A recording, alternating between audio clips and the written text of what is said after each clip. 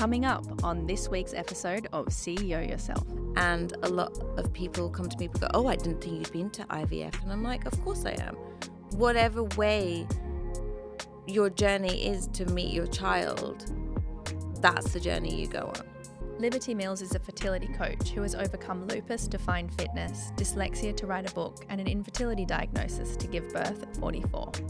On today's episode of CEO Yourself, we deep dive her CEO superpower, progression. Liberty Mills, welcome to CEO Yourself. Thank you. I was so inspired by your story because you've overcome so much and you continue to. You've overcome living with lupus. You're writing a book despite having dyslexia. You had an infertility diagnosis and overcame it without the use of IVF to have a baby at the age of 44. Yes. How do you do it? I just don't take no for an answer. There's always a yes somewhere or some way, and you may have to do a plan B, a plan C to get to where you want to go. And that's what I do. That's what I found when I was researching you and reading and watching everything that you've said and done. You seem to have an eternally optimistic nature where you do just seek out what is possible. Yeah. Where does that come from? I don't know. I'm a Buddhist, so I think that helps. I'm an Nichiren Daishonin Buddhist, and we are taught make the impossible possible. And I've been a Buddhist for about 18 years now. But I think going back to the dyslexia, I was diagnosed quite early. I was diagnosed at like 5, 6. And so I was taught that just because my brain works differently or sees things differently, there's other ways around it. And it's not like a disability or anything. There's other ways. So when I started primary school, I was like at the bottom of the class. You know, and by the time I was 8, I was still doing the work of 6-year-olds. I used to have to go back down into year 1 and sit and do my reading with them and my learning. And by the time I left, I was at the top of the class because I was encouraged to learn a different way. How did you find the way to learn for you? I read a lot. I tried to understand text by I was very lucky. My grandparents took me to a lot of theatre. I had the colour over, which was green, so for me to read, and just understanding literature in a different way. Let's talk about how you overcame the infertility diagnosis specifically. Yeah. Most people would have fallen apart at the diagnosis you received. From what I read, you were turned away by the Harley Street clinic. Yes. And told that with, was it 0.7%? 0.7, it would be unethical for them to take our money, which it would have been. So that's okay. And I agree with them. You went back home. Yes. And rather than falling apart. My partner fell apart. I didn't. You made a plan. Yeah. You pursued it and you made it happen. What was your plan? I didn't have a plan per se to get pregnant. My plan was to improve my egg quality, improve my partner's sperm quality, and improve what I call now the host body. Because many people become pregnant, and I'd also had 2 miscarriages, one a few months before this diagnosis, one many years ago. So I did understand the importance of the host body. It was then I wanted to go back and say, now we've got better goods, please take our money and let's start the IVF. But in that time I became pregnant, and I know that's not going to happen for everybody. But now that's what I do with other people. And a lot of people come to me and go, oh, I didn't think you'd been to IVF. And I'm like, of course I am. Whatever way your journey is to meet your child, that's the journey you go on, you know? Let's talk about the specifics of inflammation, for example, because you're an expert at inflammation. I'm very intrigued by inflammation and how we can support the body to become the best version of ourselves in our body. Yeah. Tell us a little bit about inflammation. Inflammation's a good thing because it's there to protect us. And also it's a warning sign. And I say to people, if you've got inflammation, it's telling you, hello, it's a red light. Look over here. And quite often we mask it with painkillers or we just ignore it. So to me, inflammation is a good thing, even when it's a big amount of inflammation, because it's your body saying, I need help. So don't ignore it. So what's an example of, say, for example, this morning I had a headache. Yeah. Rather than taking a Panadol, Yeah. what can I do to support my body? See why. Work back. Why have I got a headache? Am I stressed? Am I dehydrated? Am I hungry? Omega-3s are great for migraines. High dose, 3 milligrams, 3 grams even, 3 grams per day. Really, really good. As a perimenopausal woman, I take 3 grams every day anyway. So, because I'm more likely to have headaches, joint pain, all of those things, look at your diet. Look, am I hyper stressed? Am I anxious about the day going forward? Take some deep breaths. You can use essential oils. Peppermint oil is really, really good for headaches as well. Stress does seem to be something that's coming up more and more. I know it's always been there, but perhaps it's more elevated for our generation, I don't know, or in this time. Why do you feel that people are becoming so stressed these days? It's information overload, right? And we feel that we have to attend to everybody. Like I was just telling you before when we were having the chat, I turned 50 yesterday. Happy birthday. Thank you. And the amount, it was wonderful. Like I had over 300 messages of people saying to me, happy birthday. And it was really beautiful. But I felt an obligation that I had to respond to every single person that day. If you've read that message, they know. So you've got to respond back to them. And we don't have that, oh, okay, well, I'll respond in my own time. And we have our mobile phones, your email. You can look on your watch. If you've got a digital watch, you can have your email, everything on there. And everything's like ping, ping, ping, ping. And it's emergency, constantly. We're in this constant fight or flight. Definitely, it's like, oh, gotta go. We don't often freeze. It does feel very overwhelming, doesn't it? Like I said earlier, almost WhatsApp is like my email inbox now. It's so overwhelming. I feel I have to finish it every day. And sometimes I get anxiety about going onto my emails on my WhatsApp. And there's no boundaries anymore. I remember when I used to have a house phone, like no one would call the house phone after 8:30 p.m. But anyone will think, oh, I'll just WhatsApp them at 10 o'clock at night. Oh, I'll just send an email. They won't see it because they might be sleeping, but quite often someone will see it and then they'll feel like, oh, I have to attend to that. Or you're already going to think about it. How do you think this stress impacts the body? We all know about the gut brain, and how it really, really affects it. So I know with lupus that I'd been running, hyper stressed, a single mom, modeling, running all over Europe, working, doing childcare arrangements, then feeling like I still on the breaks that I had that she went to her dad's, I still had to be social, still keep the house tidy, all of those things. And I hit 30 and I hit burnout. My body was like, no more, you've spent too much. And I'd ignored all those warning signs.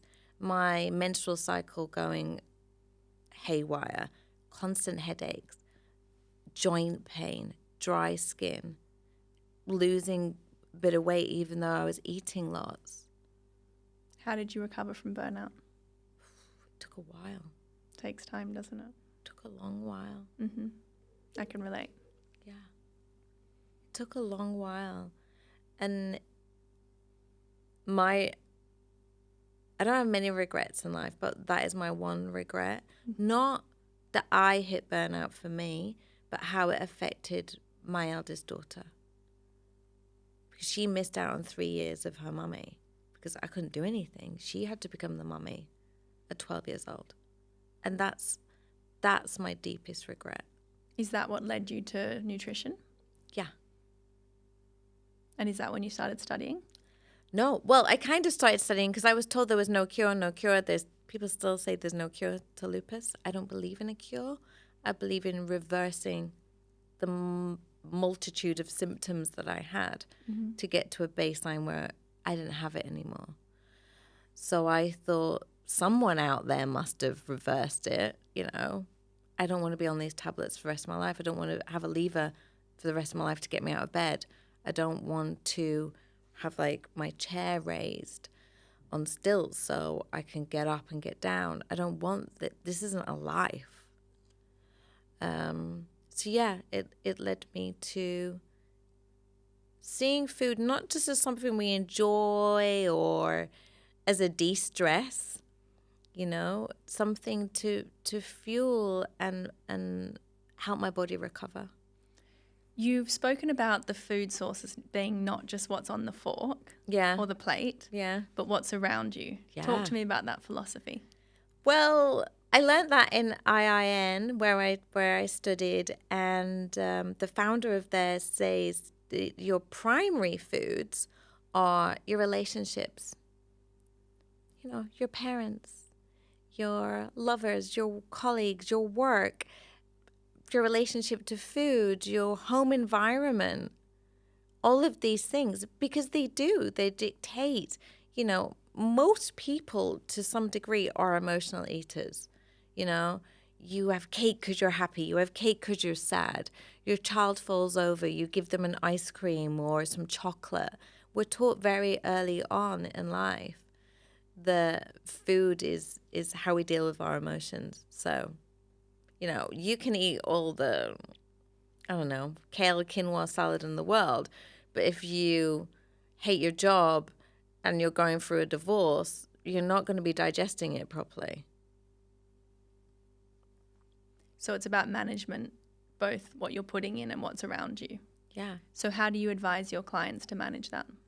We look at it. We do food diaries. Mm-hmm. So the food on the plate, so whatever they had, breakfast, lunch, dinner, snacks, but also we score their emotions, their energy, their sleep, and their poo. So I'll say, okay, right, I can't see what's going on with the food, why your poo when, suddenly you became really constipated. And then they'll say, oh, there was a big family drama 2 days ago. My dad stopped talking to my uncle and all of this stuff. And my mom got dragged in and then I got dragged in and it's just become a big drama. Couldn't concentrate on work because I was worried about my mom. And then it's affected their digestive system. Makes perfect sense. Yeah. So we're like, okay, we need to deal with that. What is a coping mechanism that we can use that isn't, for me, I eat chocolate at night. It's like a comfort thing. Now it's a bad habit. Yeah. But what is a mechanism that we can use to disrupt those behaviors? A simple one I like to do is, so I work from home and if I've got new clients, generally the first 3 weeks, they'll cry, and I'm taking that on. I care so much about my clients. Like some of my clients have become my friends. Like I love them now. Some clients I've worked with through health, then through divorce, then business divorce, all of these things, they become your friends. So, but at the end of the day, I've got to open the door, go and see my 5-year-old and my partner and say, how was your day? And I may have had someone crying their eyes out on me.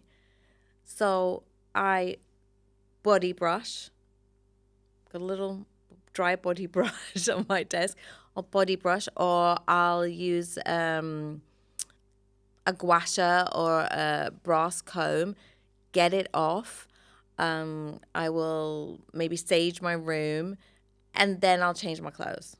So I'm literally out of those work clothes, and I'm with my family. I love that. It takes 5 minutes at the most. But what would you advise to your client who had a not a bad, but a poor behavioural process like that, where they were consuming something they shouldn't to make them feel better? I would say it's not good or bad foods. Is it serving your goal, whatever your goal is? So a little bit of dark chocolate. Depends how much chocolate you're having. Are you having 2 squares of 95% organic chocolate, or is it a big slab of dairy milk?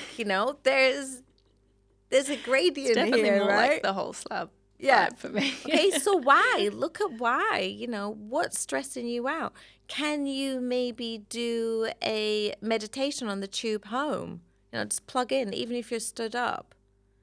Some clients of mine, they get in the car and do it, delay their drive home for 5 minutes. They'll listen to a meditation and then go home. One lady, she did that because she used to drive past the garage on the way home every night, get some chocolate and some crisps, eat them in the car, in the traffic, and she was putting on a lot of weight. She started doing a 5-minute meditation. She stopped having her lunch at the desk. She was a teacher and just walked around the school grounds, after her lunch. She dropped from a size 16 to a 12 in like 4 months. Wow. It is just those small little habits. Yeah, it's nothing major. It's those little and often makes a big deal. Mm-hmm. And it's all those little small habits can make a difference to your life. Mm-hmm. I hope you're loving this week's episode. To find more inspirational resources and to shop our new product range, visit ceoyourself.com. You've spoken quite publicly about topics ranging from perimenopause to the vagina. Love the vagina. We should talk about it more often. I People agree. shouldn't be. And I have a 5-year-old, right? And we call it the vagina. It's not a noo-noo, a foo-foo, a flower, front, bottom, blah, blah. Just call it what it is. It's vagina. You're not afraid to talk about historically taboo topics. No. And you make them very relatable. What encourages you to do that for women? I think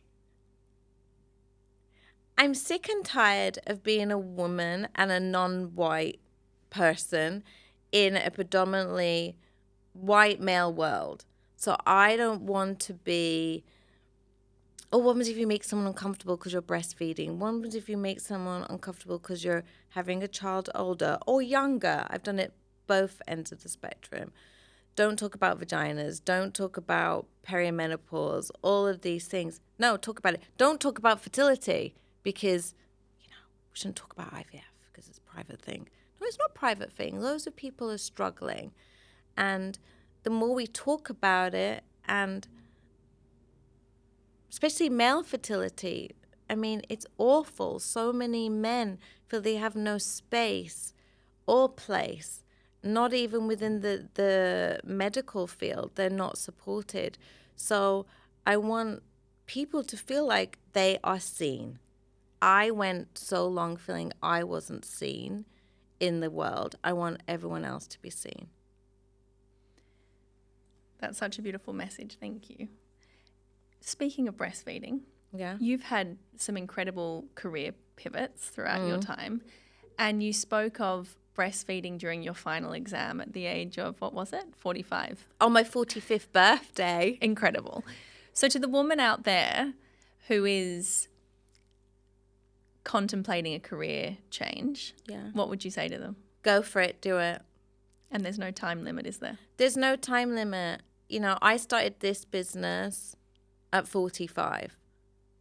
Some people are retiring at that age. And I started my favorite career of my life. And I even my daughter said something. She said, Mommy, you'll never stop doing this because you love it so much. And my partner wrote in a card 50 things about me yesterday. And he even said, she'll probably go on to be a doctor even though she'll be about 70. And I probably will. Because there is no age limit. No. There were so many different CEO superpowers that could be attributed to you. Yeah. But I really felt that progression was such a beautiful CEO superpower for you because no matter what hurdle was in front of you, you just kept taking steps, positive steps. You obviously had a very positive nature, but you just kept taking steps towards achieving your goals. Let's talk about progression. And what is your message to the woman out there who is also turning 50 or maybe someone who's 25? Yeah. What is your message to them about progressing towards their dreams?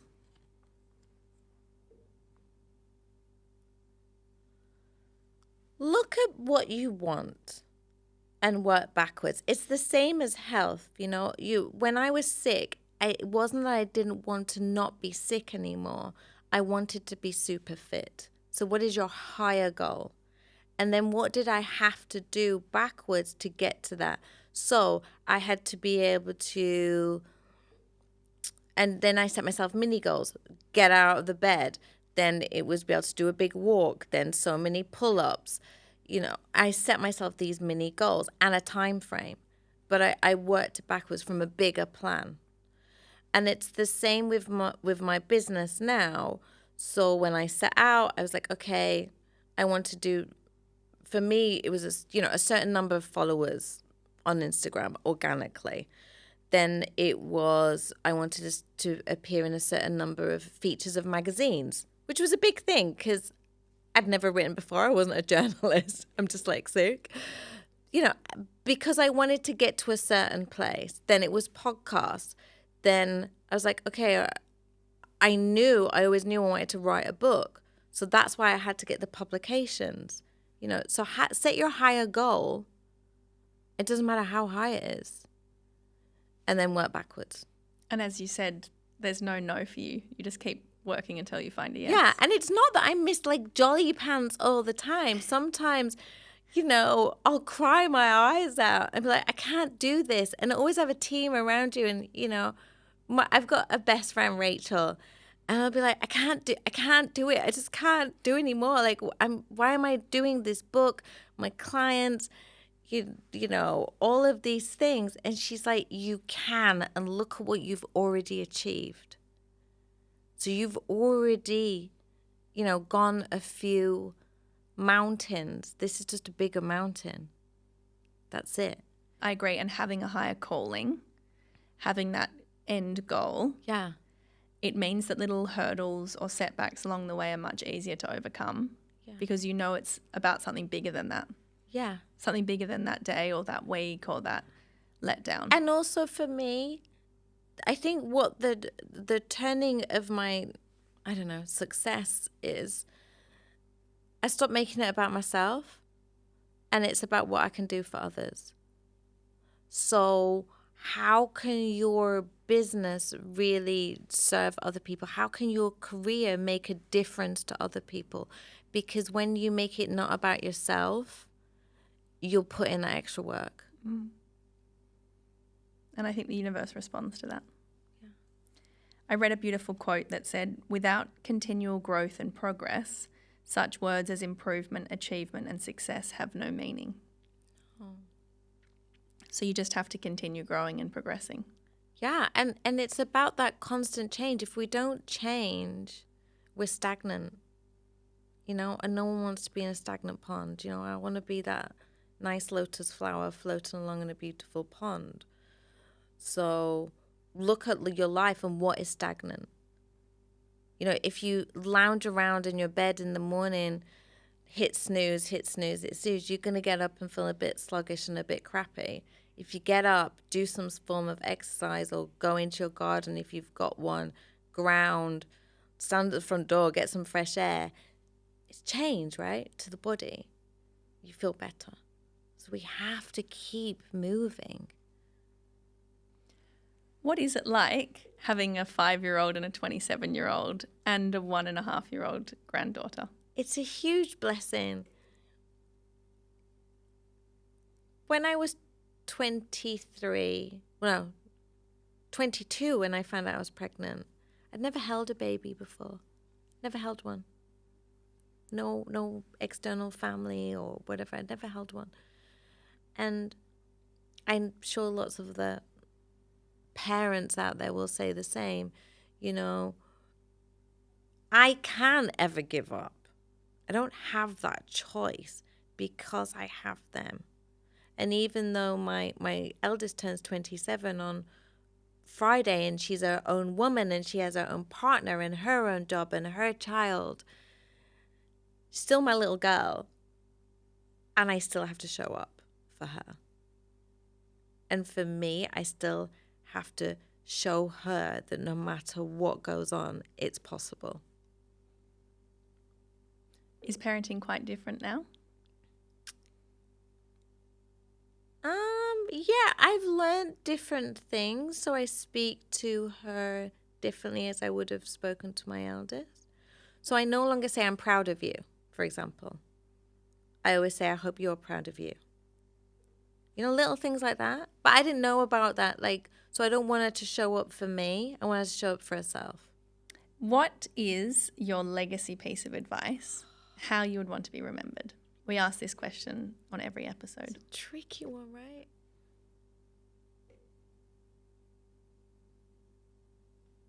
That I made a difference to people in their hearts. That I made a difference, and I made people believe that something was possible for them, whatever it may be. That is definitely the key takeaway from today's conversation is there's no if you keep searching for a yes. Yeah. You manage to keep finding them. Yeah, you keep finding them, and then they surprise you. And I didn't think at 30, turning 50 would be like this. There's so many things that I didn't think were possible. I lived in London. It was a hard struggle for me. I always wanted to live in the countryside. I now live in the countryside. I wanted another partner and didn't really feel that I could find that kind of person where I was in my environment. I wanted to go over into a more health business, but I was like, I don't have the money to go and be a doctor. I don't have the time. I'm a busy single mom. I didn't think I could be in light like this because my skin would burn and blister, from the lupus. So many things I didn't think were possible. I went to the gym yesterday morning and I had a little cry in the car going, I can't believe I've just been to the gym and I'm 50. This is amazing. Because there was a time when I didn't even know if I'd be here by 50. It's incredible. Yeah. So set those goals. Go for it. Just go for it. The worst that's going to happen is someone says no. Then just ask someone else. And find a yes somewhere else. Yeah. Thank you. It's so motivating and uplifting and inspiring. Where can the listener find you? I'm on Instagram @mills.liberty. Perfect. Thank you so much for sharing your story. And I hope it inspires the listener to keep fighting and keep progressing and finding their yes. Thank you so much. Honestly, I think what you're doing for other women is it's wonderful. I've actually got goosebumps. Thank you. It would mean the world to me if you would share today's episode with someone you feel would enjoy it. And